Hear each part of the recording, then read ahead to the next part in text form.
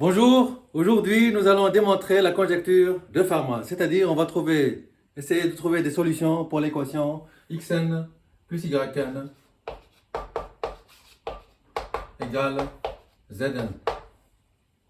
Donc Fermat, qu'est-ce qu'il dit? Il dit pour n plus grand que 3, toutes les solutions de cette équation sont triviales. Sont triviales, ça veut dire que ou alors y ou alors x est égal à 0. Donc, nous, qu'est-ce qu'on va faire? On va supposer qu'il existe une solution non triviale à cette équation, n'est-ce pas? Et démontrer que Fermat a raison, il n'y a pas. Voilà. Pour cela, il suffit de démontrer pour le cas n égale 4 et le cas n égale nombre premier. Voilà. Donc, on va supposer qu'il existe n tel que, et on va démontrer tel que xn plus yn égale zn, et on va démontrer que pour n égale 4 et n premier, il n'y a pas de solution. Et ça suffit pour tous les n. Voilà. Donc, supposons qu'il existe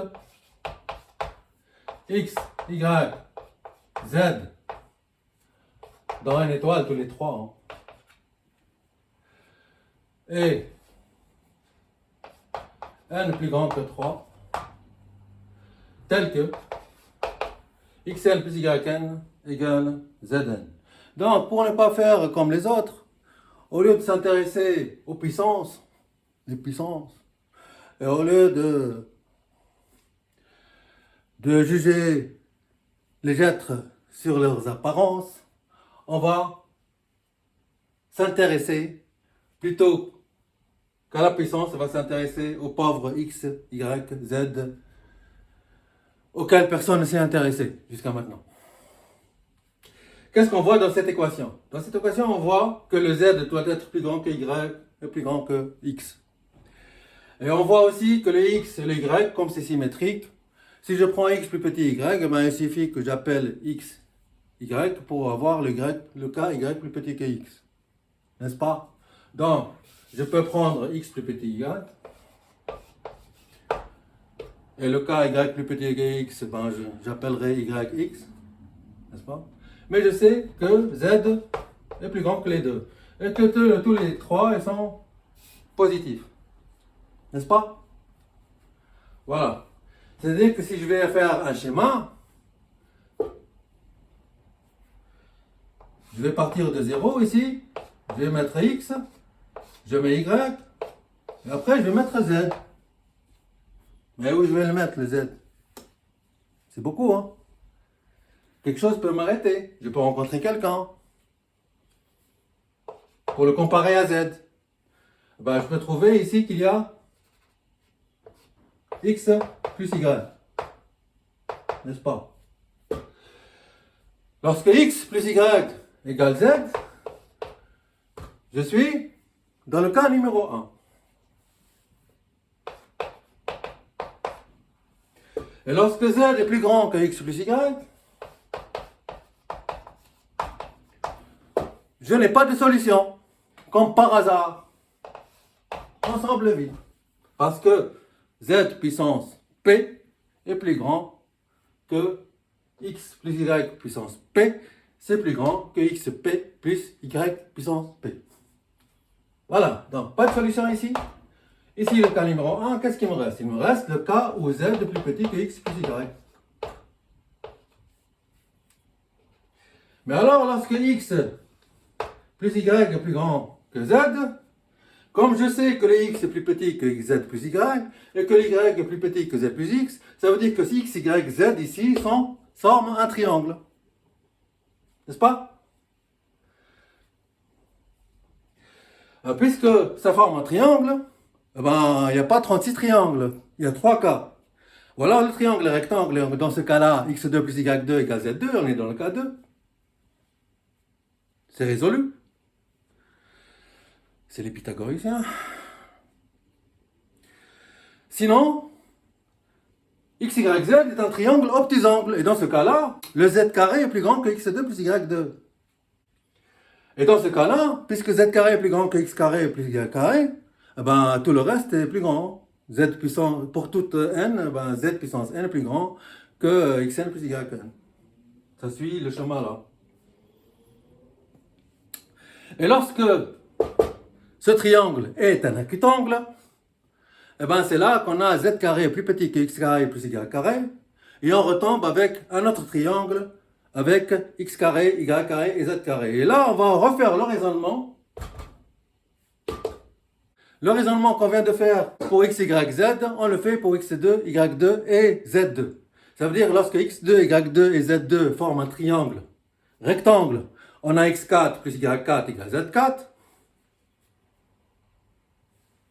Ce qui est impossible, parce que dire que x2, y2 et z2 forment un triangle rectangle, ça revient à dire qu'il y a 3 puissances de 2 dans les pythagoriciens. Ce qui est impossible. Et ça, on peut le démontrer avec le théorème de Fermat pour les triangles rectangles. Parce qu'un pythagoricien, c'est de la forme u carré moins v carré 2uv et u carré plus v carré. Et que ces deux-là, ils ne peuvent pas être tous les deux des carrés. Ça veut dire ici, je ne peux pas avoir un bêta carré. Et là, je ne peux pas avoir un alpha carré. Parce que dans ce cas-là, j'aurai 3 carrés successifs, 3 termes donc d'une suite arithmétique, dont la raison est un carré. La raison, dans ce cas-là, c'est, ici je retranche v carré, et là je rajoute v carré, ça fait une raison égale à v carré. Ce qui n'est pas possible. Et je rappelle que le théorème de Fermat pour les triangles rectangles a bien été démontré, et le cas numéro 4, donc, dont je viens de parler, est conséquence de ce théorème-là. Donc, cas numéro 4, c'est pas la peine parce que, donc, il suffit de dire, pour le cas numéro 4, que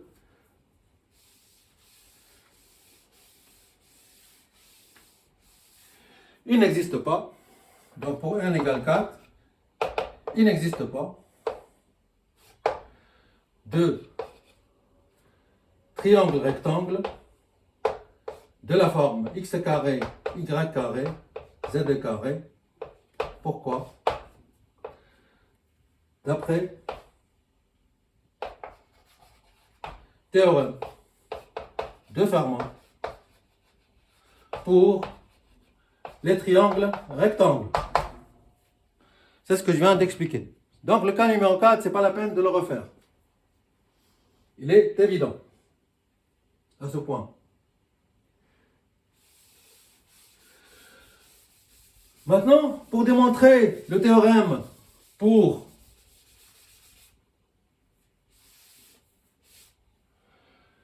n égale un nombre premier,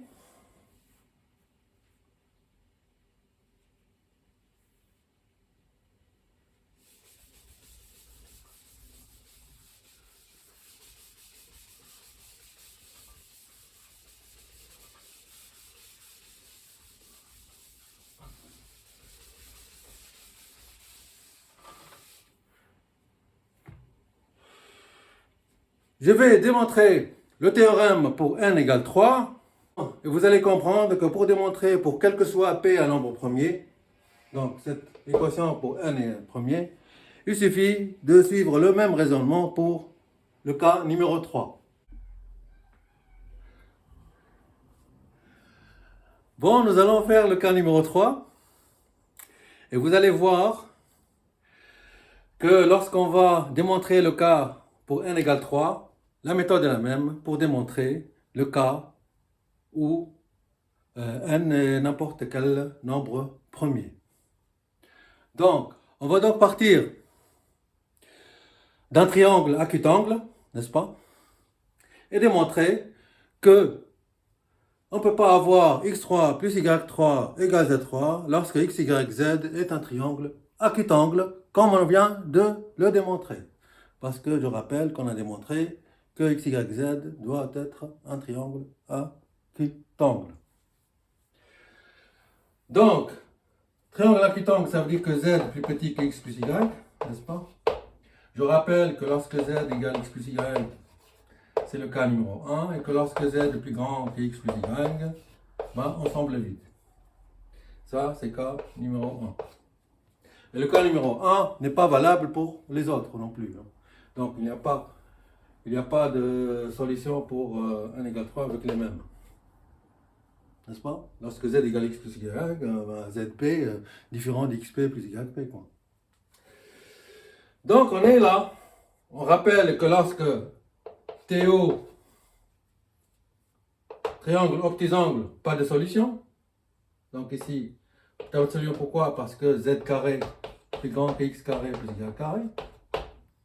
Donc, ensemble vide, pas de solution. Lorsque triangle et rectangle, TR, on a z2 égale x2 plus y2. Ça, donc, c'est... Vous connaissez, hein? Et lorsque seulement le triangle est accutangle, que lorsque ça veut dire que z2 plus petit que x2 plus y2, c'est là qu'on a l'espoir de trouver une solution pour le cas numéro 3, parce qu'on vient de démontrer que pour le cas numéro 4, il n'y a pas. Z carré plus petit que x carré plus y carré, dans ce cas-là, on a aussi x carré, y carré et z carré qui est un triangle. Ce triangle, il peut être TO, comme ici, hein. TO, TR ou TA. Triangle accutangle. TR, c'est pas possible, on a démontré, parce que sinon, on aurait x4 plus y4 égale z4. On a démontré que c'est pas vrai, ça ne peut pas être un triangle rectangle. Est-ce que ça peut être un triangle octisangle? C'est possible. Est-ce que ça peut être un triangle accutangle? C'est possible. Mais lorsque c'est un triangle accutangle, on a Z3 plus petit que X3 plus Y3. Pourquoi? Parce que Z4 est plus petit que X4 plus Y4. N'est-ce pas? Ça, c'est TA. TA, c'est là et c'est là. Maintenant, il reste la possibilité TO. TO, c'est triangle octisangle. Donc, triangle octisangle, ou alors x3, on garde z3 plus petit que x3 plus y3, sinon z3 égale x3 plus y3, et sinon z3 plus grand que x3 plus y3. Donc, lorsque le triangle là, x2, y2, z2, est un triangle octisangle, on a ou alors z3 est plus grand que x3 plus y3, ou alors z3 est plus petit que x3 plus y3, ou alors z3 égale x3 plus y3. N'est-ce pas?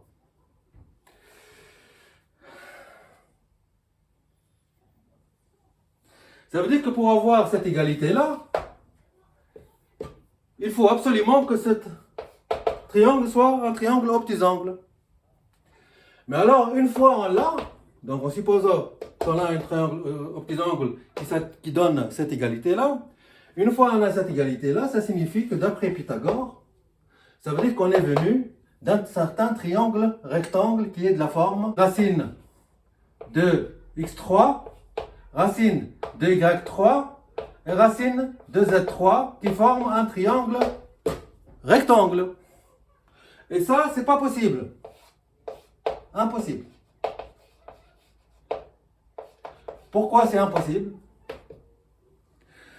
Parce que vous voyez bien que ici, ce sont des racines carrées de nombres entiers. Et que donc, racine de x3 et racine de y3 sont deux cathètes de triangle rectangle qui ont déjà été utilisées à ce niveau-là. Parce que je rappelle que pour obtenir x plus y égale z, il faut racine de z, racine de x et racine de y forment un triangle rectangle d'après Pythagore. Donc ici, racine de x3 et racine de y3, elles ont été utilisées ici. Ils ont été utilisés ici sous forme x3 plus y3. Par exemple, ici, c'est comme le racine de 1 et racine de 8, n'est-ce pas? Et racine de 9, 1 plus 8. Voilà. ça a déjà été utilisé à ce niveau-là. Et on ne peut pas avoir donc deux triangles avec les mêmes cathètes avec des hypoténuses qui sont différentes. Voilà. Ici donc, on ne peut pas avoir un triangle rectangle sous la forme racine de x3, racine de y3 et racine de z3. Parce que, je répète, que racine de x3 et racine de y3 sont deux cathètes qui ont déjà été utilisées ici, à ce niveau-là. Et que ici, les xy, n'est-ce pas, ils viennent d'où? Ils viennent d'un certain racine de x, racine de y, racine de z, qui forment un acutangle pour avoir x, y, z, triangle, acutangle. Vous avez compris? Voilà. Ce raisonnement, on peut le faire pour 3, on peut le faire pour 5, on peut le faire pour P. Voilà. Donc, quel que soit P, racine de xp, racine de xyp, racine de z puissance P, ne peut pas être un triangle rectangle. Pourquoi? Parce que racine de x puissance P et racine de y puissance P a été utilisée ici en tant que triangle rectangle pour l'égalité au cas numéro 1. On ne peut pas donc avoir le cas numéro 1 avec des cathètes racine de x puissance P et racine de y puissance P et avoir encore un triangle rectangle avec les mêmes cathètes et racine de x de z puissance P. Voilà. C'est la démonstration du théorème de Fermat. Maintenant, si je veux mettre ça dans une marge, eh ben, je peux le faire. Pourquoi? Parce que déjà, j'enlève tout ça et j'écris. Je vais l'écrire. Donc,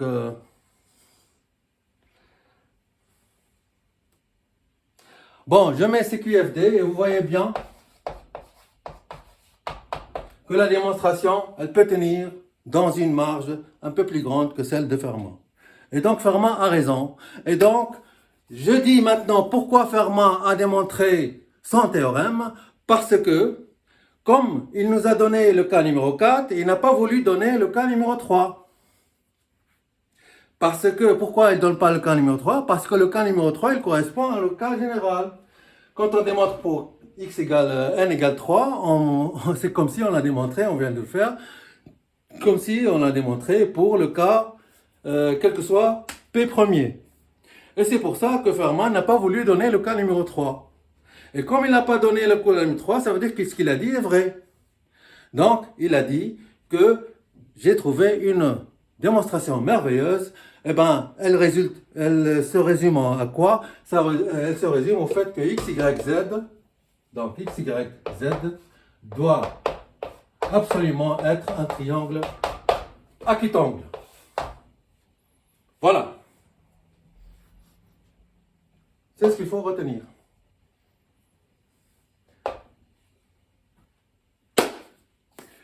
J'espère que cette démonstration vous a plu. Eh ben, n'hésitez pas de partager partout parce que c'est la seule démonstration qui peut être valable. Je vais la récapituler encore une fois pour vous, pour que vous voyez très bien ce que c'est. Donc, j'efface tout ça.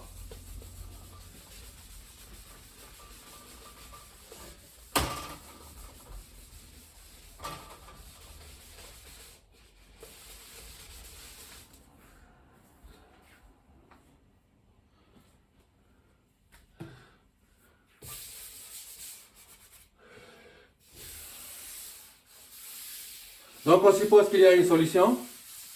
On a démontré que lorsque je pars de x plus petit que y et z plus grand que les deux, le z il peut rencontrer x plus y ici.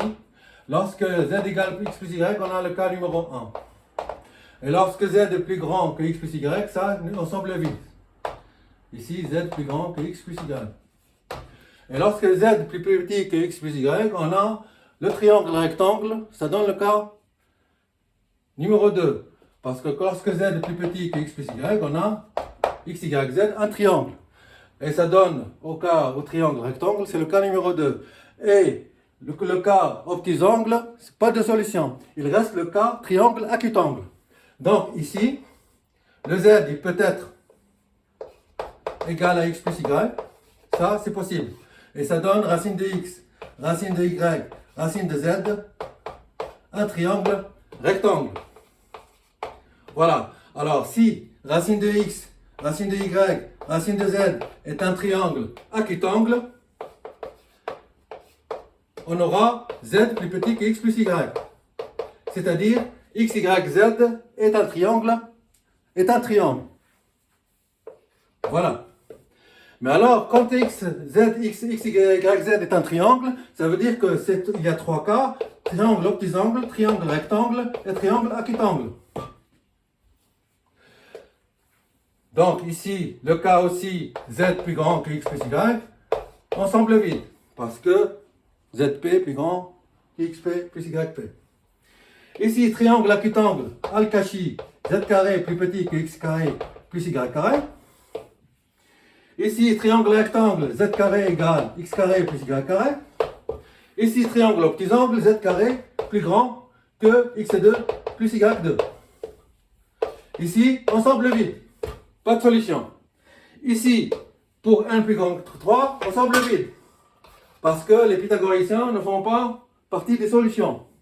Il reste donc, lorsque z carré x est plus petit que x carré plus y carré, ce qui signifie que x carré, y carré et z carré est un triangle. Alors que ce triangle, il ne peut pas être rectangle, donc il n'y a pas de cas numéro 4. N'est-ce pas? Pourquoi il ne peut pas être rectangle? Puisque les pythagoriciens ne contiennent pas 3 carrés simultanés. Lorsqu'il est aux petits angles, il y a possibilité d'avoir le cas numéro 3. Sinon, z3 est plus grand que x3 plus y3. Et s'il est acutangle, automatiquement z3 est plus petit que x3 plus y3 et z4 plus petit que x4 plus y4. Ça c'est d'après Al-Kashi. Donc il reste le cas où x carré plus y carré, x carré, y carré, z carré, ça forme un triangle aux petits angles. Et là, donc, ça donne, c'est possible de donner z3 égale x3 plus y3. Mais ça veut dire que racine de x3, racine de y3 et racine de z3 forment un triangle rectangle. Et ça, c'est impossible parce que les cathètes en racine, ils ont déjà été utilisés à ce niveau. CQFD. Vive Fermat. Fermat l'a démontré. Pourquoi? Parce que il a donné le numéro 4, il n'a pas donné le cas 3, puisqu'il sait que le cas numéro 3, il correspond à tous les cas de nombre premier. C'est la même démarche. Parce qu'on peut raisonner de la même façon en disant que racine de xp, racine de yp et racine de zp ne peut pas être triangle rectangle puisque les racines en cathète ont déjà été utilisées à ce niveau-là. On est d'accord? On ne peut pas avoir deux fois... on ne peut pas avoir deux triangles de même cathète et d'hypoténuse différents. Voilà. Donc c'est utilisé une fois ici, et bien c'est ici. Voilà, j'espère que la démonstration vous a plu. N'hésitez pas de partager, n'hésitez pas de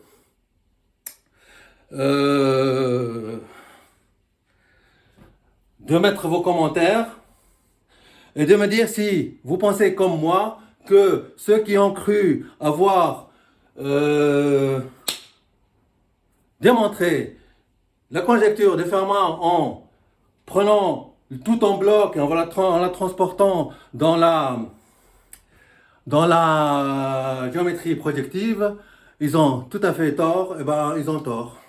Ils n'ont rien démontré. Bon, j'arrête là, c'est QFD.